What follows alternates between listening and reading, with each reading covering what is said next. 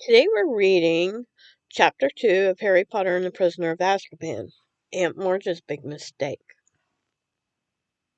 Harry went down to breakfast the next morning to find the three Dursleys already sitting around the kitchen table.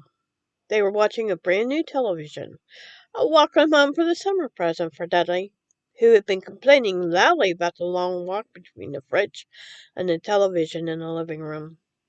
Dudley had spent most of the summer in the kitchen, his piggy little eyes fixed on the screen and his 5 chins wobbling as he ate continually. Harry sat down between Dudley and Uncle Vernon, a large, beefy man with very little neck and a lot of mustache.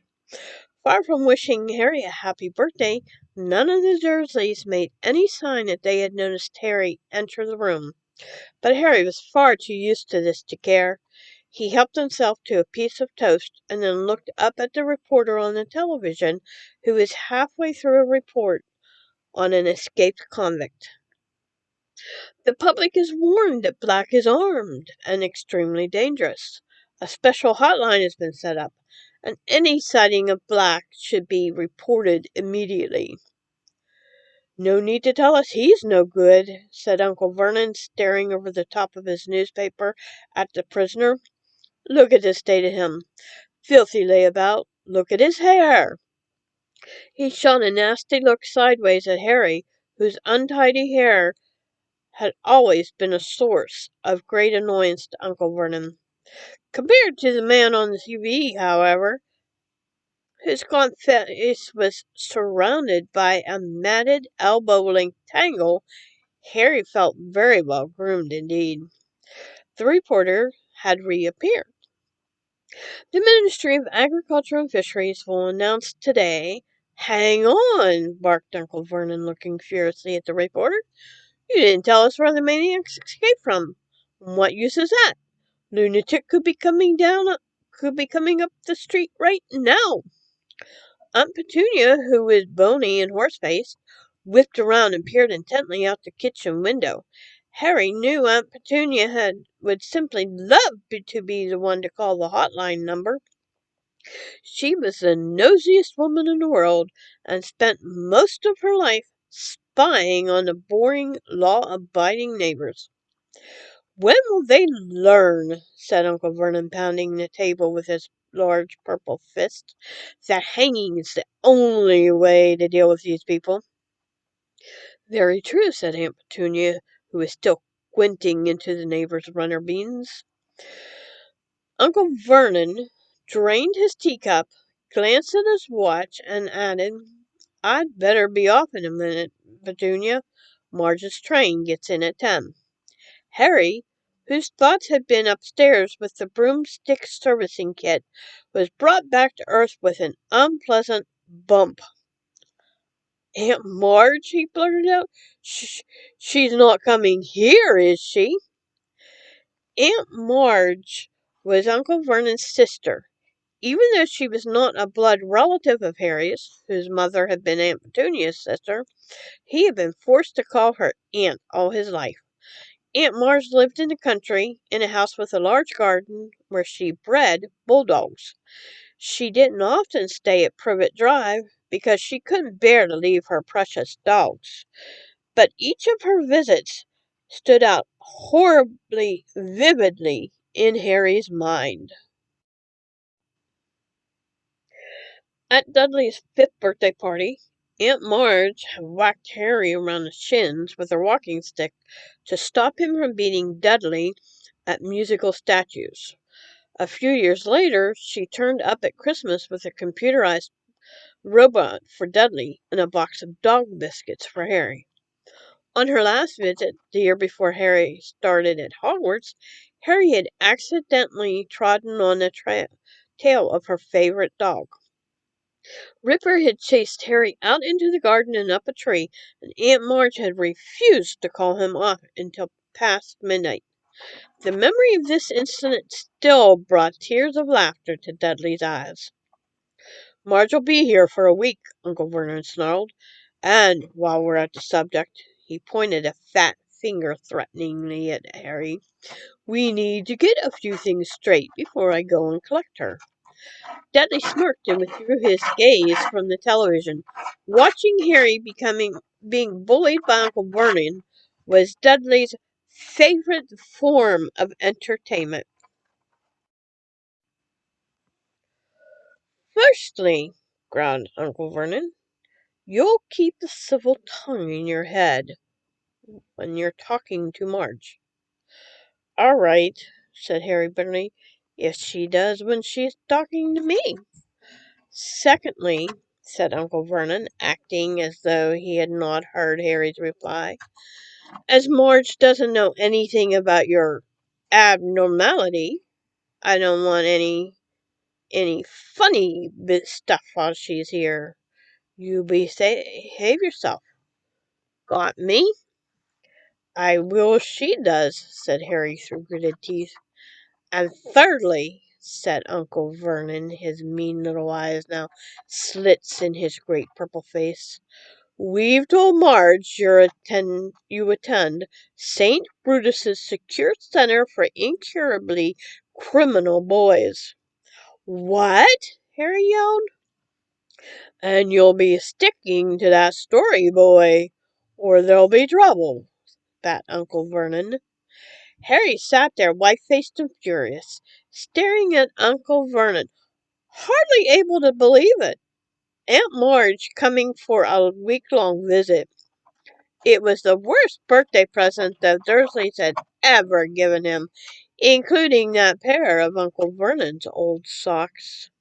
Well, Petunia, said Uncle Vernon, skidding heavily to his feet, I'll be off to the station then. Want to come along for the ride, Dudders? No, said Dudley, whose attention had returned to the television now that Uncle Vernon had finished threatening Harry. Dudley's got to make himself smart for his auntie, said Aunt Petunia, smoothing Dudley's thick blonde hair.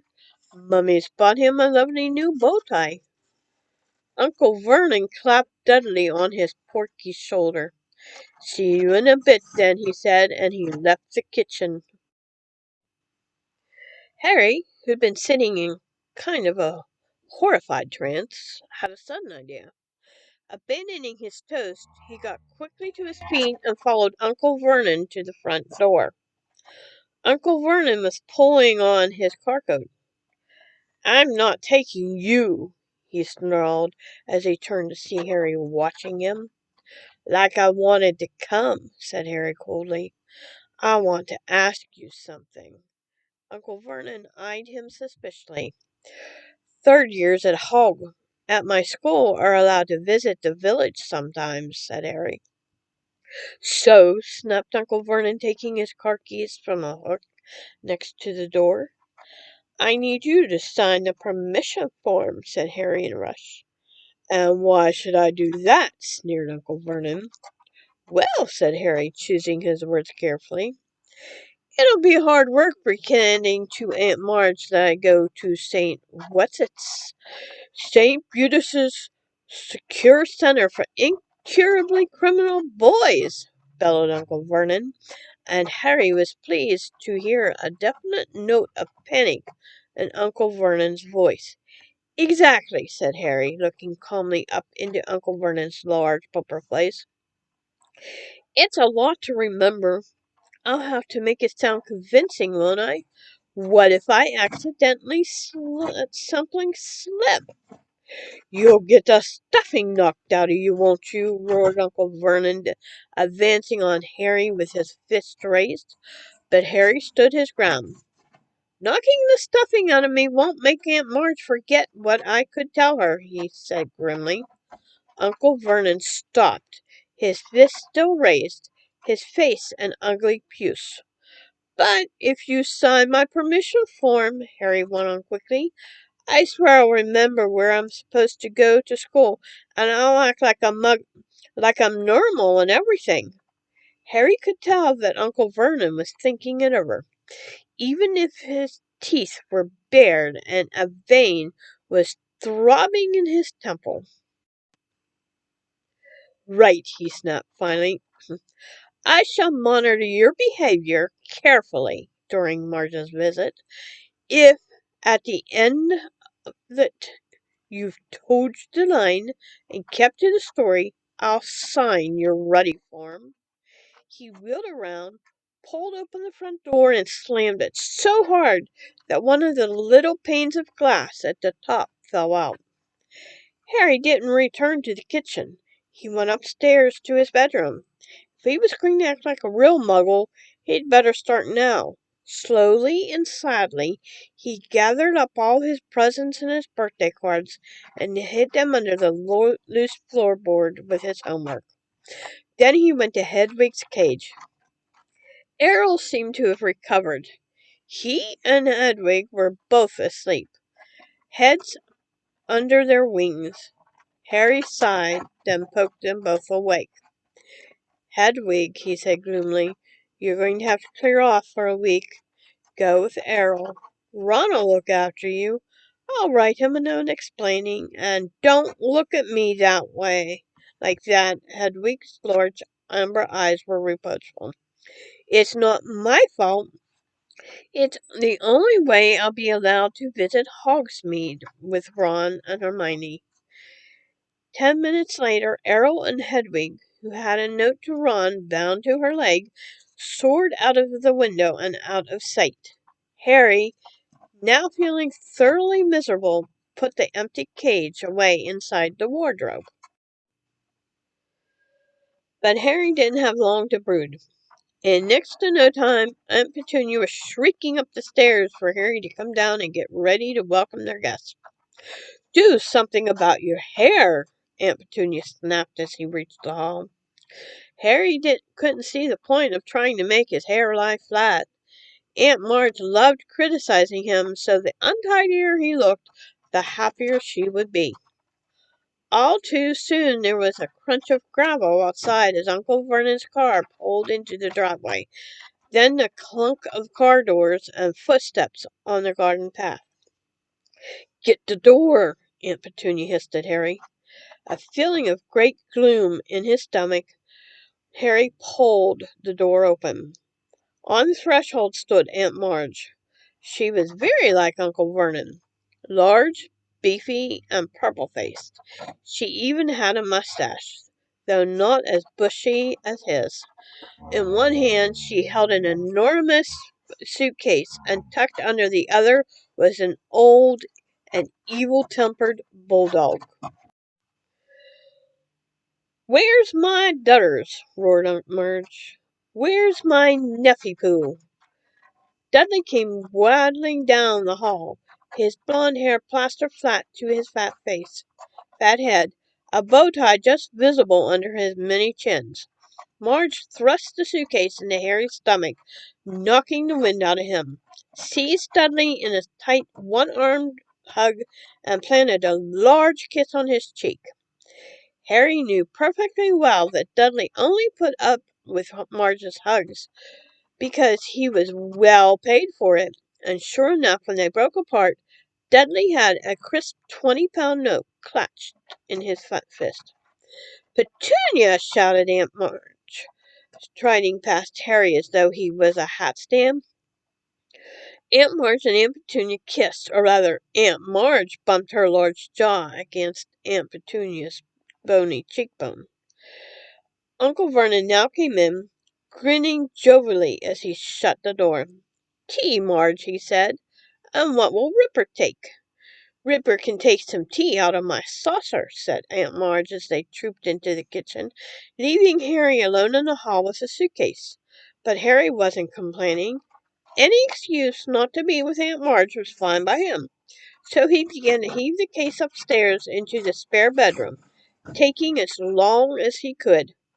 By the time he got back to the kitchen, Aunt Marge had been supplied with tea and fruitcake, and Ripper was lapping noisily in the corner. Harry saw Aunt Petunia wince slightly as specks of tea and drool flecked her clean floor. Aunt Petunia hated animals. "Who's looking after the other dogs, Marge?" Uncle Vernon asked. "Oh, I've got Colonel Fubster. Managing them, boomed Aunt Marge. He's retired now. Good for him to have something to do. But I couldn't leave poor old Ripper. He pines if he's away from me. Ripper began to growl again as Harry sat down. This directed Aunt Marge's attention to Harry for the first time. So, she barked, still here are you? Yes, said Harry. Don't you say yes in that ungrateful tone, Aunt Marge growled. It's damn good of of Vernon and Petunia to keep you. Wouldn't have done it myself. You'd have gone straight to an orphanage if you'd have been dumped on my doorstep. Harry was bursting to say that he'd rather live in an orphanage than with the Dursleys, but the thought of Hogsmeade's form stopped him.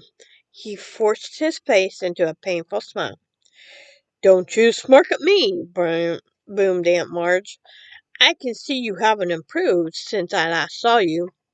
I hoped school would knock some manners into you. She took a large gulp of tea, wiped her mustache, and said, Where is it that you send him again, Vernon? St. Brutus's, said Uncle Vernon promptly. It's a first-rate institute for hopeless cases. I see, said Aunt Marge. Do they use the cane at St. Brutus's, boy? She barked across the table. Uncle Vernon nodded curtly behind Aunt Marge's back. Yes, said Harry. Then, feeling he might as well do the thing properly, he added, all the time. Excellent, said Aunt Marge. I won't have this namby-pamby, wishy-washy nonsense about not hitting people who don't deserve this. A good thrashing is what's needed in 99 cases out of 100. Have you been beaten often? Oh, yeah, said Harry. Loads of times. Aunt Marge narrowed her eyes. I still don't like your tone, boys, she said. If you can speak of your beatings in that casual way, they clearly aren't hitting you hard enough. Petunia, I'd write, if I were you, make it clear that you approve of the use of extreme force on in this boy's case. Perhaps Uncle Vernon was worried that Aunt Harry might forget their bargain. In any case, he changed the subject abruptly. Heard the news this morning, Marge? What about that escaped prisoner, eh? As Aunt March started to make herself at home, Harry caught himself thinking almost longingly of life at number 4 without her. Uncle Vernon and Aunt Petunia usually encouraged Harry to stay out of their way, which Harry was only happy to do. Aunt Marge, on the other hand, wanted Harry under her eye at all times, so that she could boom out suggestions for his improvement. She delighted in comparing Harry with Dudley, and took huge pleasure in buying Dudley expensive presents while glaring at Harry, as though daring him to ask why he hadn't got a present too. She also kept throwing out dark hints about what made Harry such a unsatisfactory person. You mustn't blame yourself for the way the boys turned out, Vernon, she said over lunch on the third day. If there's something rotten on the inside, there's nothing anyone can do about it. Harry tried to concentrate on his food, but his hands shook. His face was starting to burn with anger. Remember the form, he told himself. Think about Hogsmeade. Don't say anything. Don't rise. Aunt Marge reached for her glass of wine. It's one of the basic rules of breeding, she said. You see it all the time with dogs. If there's something wrong with a bitch, there'll be something wrong with a pup. At that moment, the wine glass Aunt Marge was holding exploded in her hand. Shards of glass flew in every direction, and Aunt Marge sputtered and blinked, her great, ruddy face dripping. Marge, squealed Aunt Petunia. Marge, are you all right? Not to worry, grunted Aunt Marge, mopping her face with her napkin. Must have squeezed too hard. Did the same thing a Colonel Fubster the other day. No need to fuss, Petunia. I have a very firm grip. But Aunt Petunia and Uncle Vernon were both looking at Harry suspiciously, so he decided he better skip dessert and escape from the table as soon as he could. Outside in the hall, he leaned against the wall, breathing deeply. It had been a long time since he had lost control and made something explode. He couldn't afford to let it happen again. The Hogsmeade form wasn't the only thing at stake. If he carried on like that, he'd be in trouble with the Ministry of Magic. Harry was still an underage wizard, and he was forbidden by wizard law to do magic outside of school. His record wasn't exactly clean either. Only last summer he had gotten an official warning that had stated quite clearly that if the Ministry got wind of any more magic in Privet Drive, Harry would face expulsion from Hogwarts. He heard the Dudleys leaving the table and hurried upstairs out of the way. Harry got through the next 3 days by forcing himself to think about his handbook of do-it-yourself broom care when Marge started on him. This worked quite well, though it seemed to give him a glazed look, because Aunt Marge started voicing the opinion that he was mentally subnormal. At long last, the final evening of Marge's stay arrived. Aunt Petunia cooked a fancy dinner, and Uncle Vernon uncorked several bottles of wine. They got all the way through the soup and the salmon without a single mention of Harry's faults. During the lemon meringue pie, Uncle Vernon bored them all with a long talk about Grungings, his drill-making company. Then Aunt Petunia made coffee, and Uncle Vernon brought out a bottle of brandy. "Can I tempt you, Marge?" Aunt Marge had already had quite a lot of wine. Her face was very red. "Just a small one, then," she chuckled.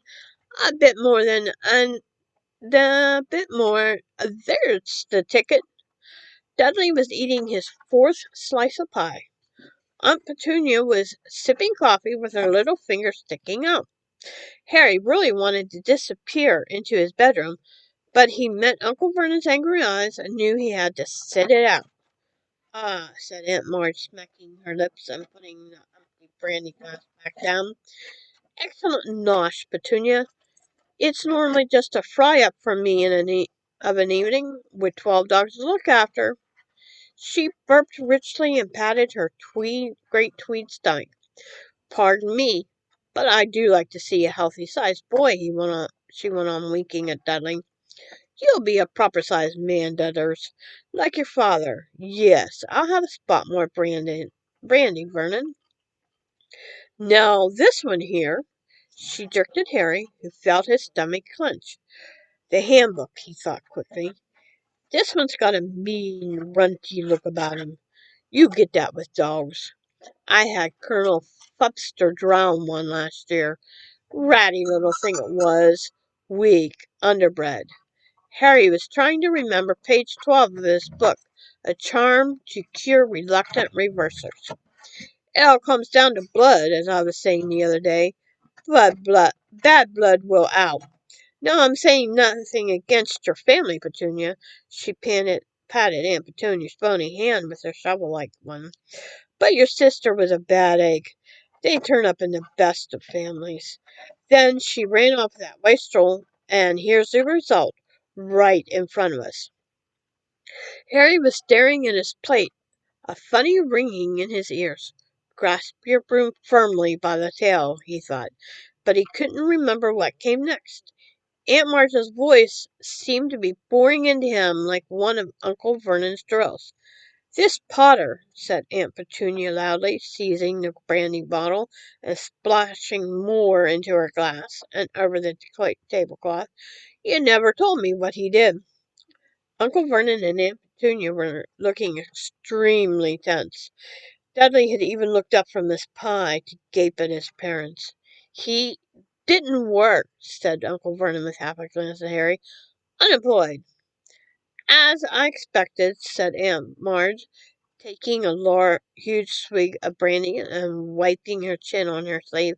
"A no-account, good-for-nothing, lazy scrounger who "He was not," said Harry. Suddenly the table went very quiet. Harry was shaking all over. He had never been so angry in his life. "More brandy!" yelled Uncle Vernon, who had gone very white. He emptied the bottle into Aunt Marge's glass. "You boy," he snarled at Harry, "go to bed. Go on." "No, Vernon," hiccuped Aunt Marge, holding up a hand, her tiny bloodshot eyes fixed on Harry.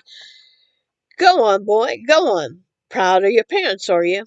They go and get themselves killed in a car crash. Drunk, I expect." "They didn't die in a car crash," said Harry, who found himself on his feet. "They died in a car crash, you nasty little liar, and left you to be a burden on their decent, hard-working relatives," screamed Aunt Marge, swelling in fury. "You're an insolent, ungrateful little—" But Aunt March suddenly stopped speaking. For a moment it looked as though words had failed her. She seemed to be swelling with inexpressible anger, but the swelling didn't stop. Her great red face started to expand. Her tiny eyes bulged, and her mouth stretched too tightly for speech. Next second, several buttons had just burst from her tweed jacket and pinged off the wall. She was inflating like a monstrous balloon, her stomach bursting free of her tweed waistband, each of her fingers blowing up like a salami.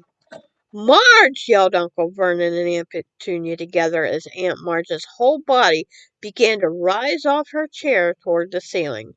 She was entirely round now, like a vast life buoy with piggy eyes, and her hands and feet stuck out weirdly as she drifted up into the air, making epileptic popping noises.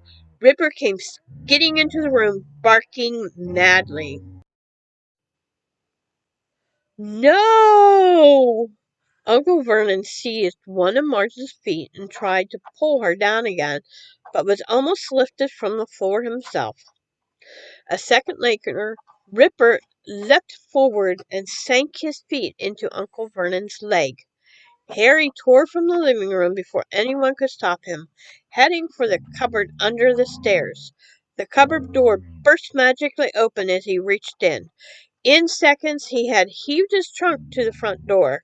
He sprinted upstairs and threw himself under the bed, wrenching up the loose floorboard, and grabbed the pillowcase full of his books and birthday presents. He wriggled out, seized Hedwig's empty cage, and dashed back downstairs to his trunk. Just as Uncle Vernon burst out of the dining room, his trouser leg in bloody tatters. "Come back here," he moaned. "Come back here and put her right." But a reckless rage had come over Harry.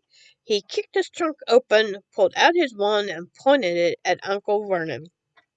"She deserved it," Harry said, breathing very fast. "She deserved what she got. You keep away from me." He fumbled behind him for the latch on the door. "I'm going," Harry said. "I've had enough." And in the next moment he was out in the dark, quiet street, heaving his heavy trunk behind him, Hedwig's cage under his arm.